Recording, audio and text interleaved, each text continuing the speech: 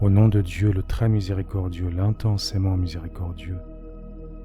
Bienvenue à tous pour ce rendez-vous exceptionnel dédié à la science et à la conscience, pour un dialogue civilisé entre la foi et la science. Cet exposé scientifique est basé sur le livre L'illusion de l'athéisme de l'écrivain Ahmad al-Hassan.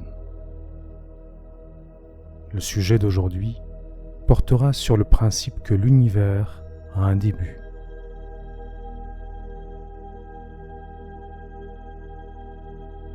L'univers dans lequel nous vivons est composé de matière que nous pouvons voir. Il s'agit de nuages gazeux, d'amas de roches, de planètes et d'étoiles en combustion.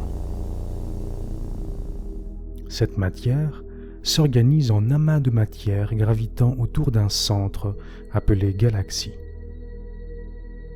Ces galaxies, dont certaines peuvent compter des centaines de milliards, voire 1 billion d'étoiles, s'élancent dans l'univers et s'éloignent les unes des autres avec une vitesse et une accélération notables. Il existe plusieurs types de galaxies. Spirales, elliptiques, spirales barrées. Certaines ont même des formes irrégulières ou déformées, car elles sont le résultat d'une collision de galaxies. En général, les galaxies s'organisent en amas galactiques qui représentent des îlots de matière visibles dans l'univers et qui peuvent regrouper des centaines ou des milliers de galaxies.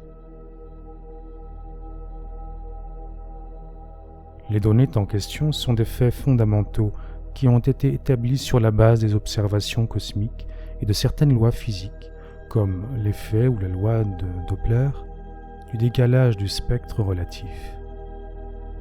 Les physiciens sont parvenus à la conclusion que les galaxies sont en mouvement d'éloignement accéléré les unes des autres, c'est-à-dire que l'univers est en expansion et qu'il n'est pas statique.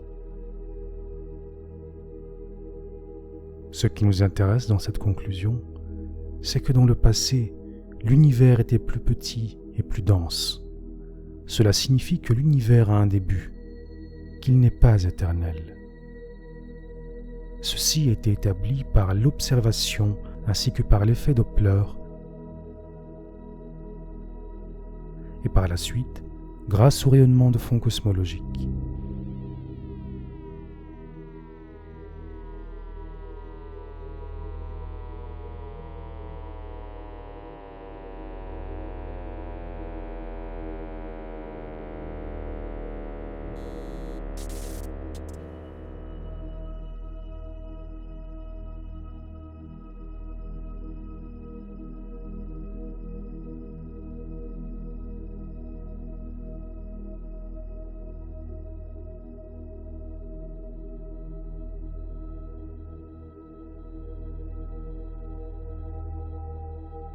Mais avant l'entrée en scène de ce dernier élément, le Big Bang avait encore un rival en la personne du modèle stationnaire proposé par Hermann Bandai, Thomas Gold et Fred Hoyle.